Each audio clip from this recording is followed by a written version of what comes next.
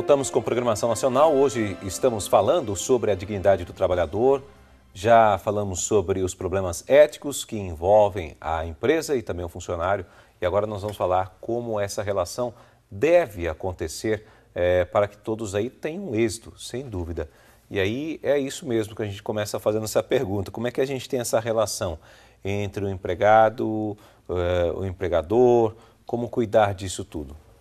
Veja, né, o empregado, muitas vezes, ele estando dentro da empresa e com aquela autonomia que nós comentamos no bloco anterior, não responsável, ele confunde o seu papel dentro da empresa.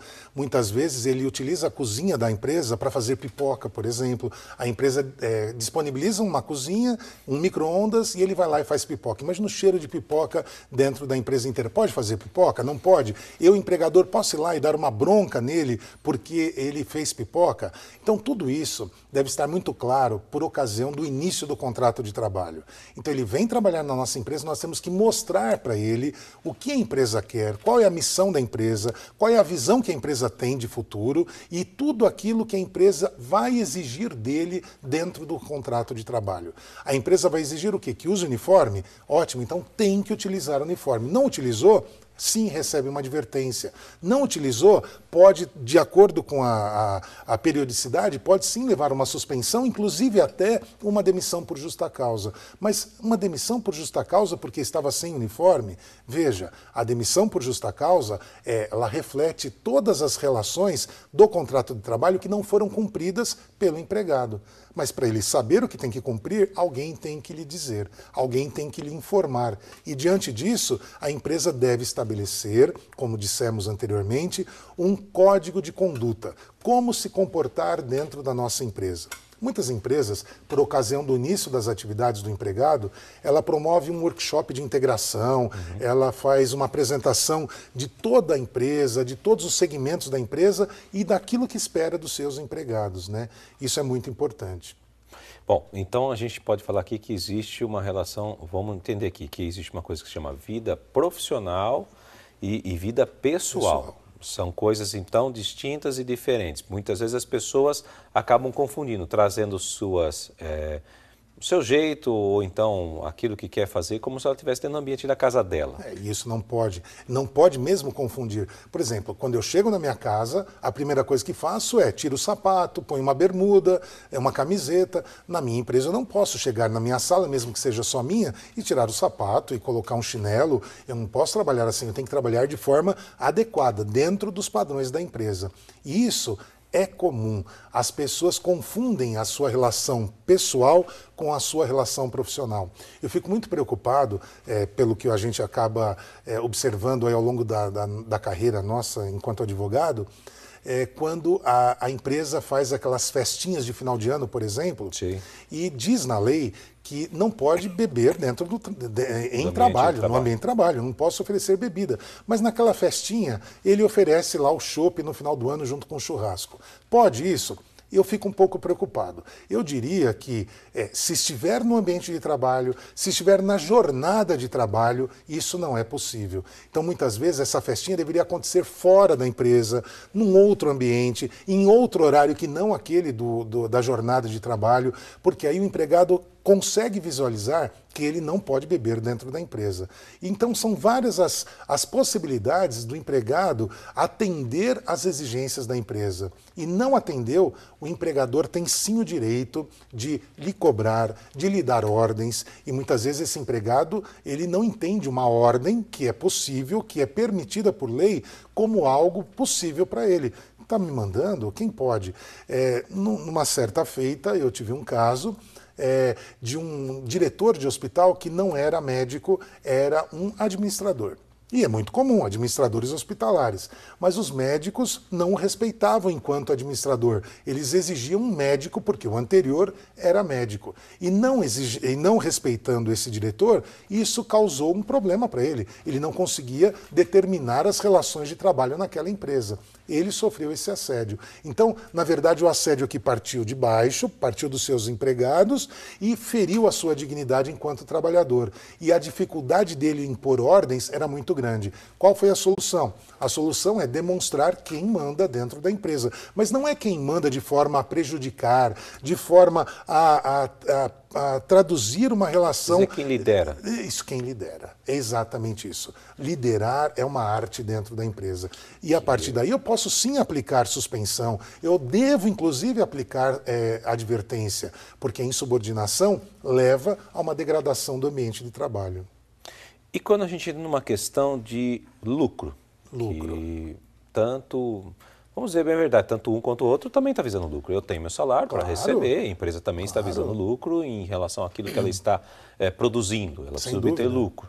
Como é que fica essa relação? Isso é chamado aqui economia de comunhão? É possível ter esse lucro, né? É possível. Veja lá, né? O empregado ele trabalha pelo salário. Mas o que nós preconizamos, ou que nós sempre pretendemos dentro das nossas relações, é que esse empregado trabalhe além do salário, muito mais do que o salário. O salário é alguma coisa obrigatória, já está garantido, não tem mais o que se falar em salário.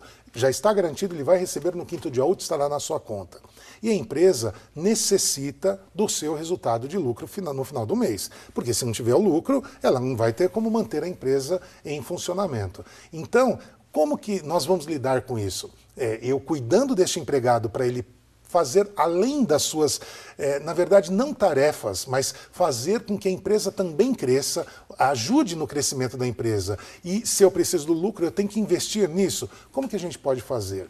Daí surge a economia de comunhão. A economia de comunhão, ela nasce do grupo dos focolares, é uma economia que traduz a uma realidade distinta para a empresa, em que ela prega a alegria dos seus empregados. Ela faz com que os seus empregados trabalhem por amor e por alegria, é o que nós chamamos de gratuidade. Eu trabalho pelo salário, mas mais do que isso eu vou trabalhar porque eu gosto desta empresa. Eu escolhi esta empresa. O sonho de todo e qualquer advogado é que o empregado escolha a empresa que queira trabalhar. Então, como que esse empregador pode fazer para garantir esse lucro? Existe aí um grupo de aproximadamente 800 empresas em que esse lucro dessas empresas ele é dividido em 3 partes iguais. Então, uma parte é da empresa, de todo o grupo lá enquanto economia de comunhão, e serve para todas aquelas empresas que estão nesse mesmo caminho. Uma outra parte é para cuidar das pessoas necessitadas, fazer o trabalho voluntário, o trabalho humanitário, que isso é muito importante, envolver os empregados dentro da empresa para prestar trabalho voluntário. Mas uma parte deve ficar destinada aos seus empregados. Por exemplo, para nós traduzirmos em treinamento a esses empregados, em situações de adequação do ambiente de trabalho, minimizar riscos, por exemplo, ambientes insalubres, eu tenho que fazer de tudo para que essa insalubridade não prejudique a saúde do empregado. E esta economia de comunhão, ela traduz tudo isso. Ela diz o seguinte: sim, é possível, além de pagar o salário e além de ter o meu resultado de lucro, é possível cuidar do empregado. E é um cuidar do empregado de forma clara, de forma ampla. Não é um cuidar do empregado para que ele faça mais para você. É um cuidar do empregado para que ele queira trabalhar naquela empresa, para que ele cuide da empresa. Um exemplo típico, estamos agora em recessão de água, né? Então, o empregado vai economizar água dentro da empresa, não porque todo mundo está economizando, mas porque ele quer que a empresa não seja prejudicada. Ele vai conseguir, junto com seus outros colegas, fazer com que todos trabalhem em prol daquela situação de falta de água dentro da empresa. Isso é o que nós chamamos de economia de comunhão. Eu lhe pago o salário, eu tenho o meu lucro, divido o meu lucro com todos, cuido daqueles necessitados, mas eu cuido do meu empregado. Eu faço com que o meu empregado seja feliz dentro do ambiente de trabalho. E para encerrarmos nossa entrevista, Carlos, nesse ambiente que a gente está vivendo, quais são as dicas aí para aquela pessoa que está procurando um emprego hoje?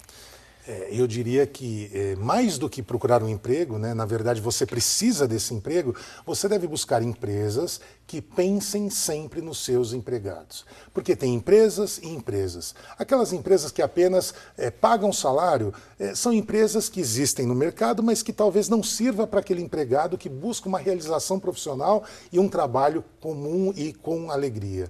Então procure essas empresas que trabalham na economia de comunhão, as empresas que pensam nos seus empregados. Tem várias empresas, por exemplo, que têm academia de ginástica para os seus empregados, empresas que oferecem cursos para os seus empregados, treinamento em serviço. Então, isso é muito fácil. Você procura idealizar a empresa que você quer trabalhar e vai em busca dessa empresa. Muitas vezes, durante a entrevista, aí os nossos profissionais de RH podem nos ajudar melhor, mas somente pelo fato de você dizer eu quero trabalhar nesta empresa porque esta empresa pensa no seu empregado, é uma possibilidade aí da vaga ser sua. Isso eu acho muito importante, muito interessante. Carlos, obrigado pela sua entrevista. Eu gostaria que você deixasse seus contatos aqui para quem quiser. Então, Carlos Ferrara, eu vou deixar meu e-mail, é carlos.ferrara@terra.com.br. Eu agradeço muito a oportunidade desta participação para trazer à baila, né, para trazer à colação a importância de um trabalho com dignidade. Muito obrigado. Obrigado, Carlos. Bom, e eu agradeço a você que esteve conosco até este momento aqui no programa Ação Nacional, que hoje falou sobre a dignidade dos trabalhadores. Nós voltamos na próxima semana com um novo tema a ser debatido aqui e eu conto com você. Até lá!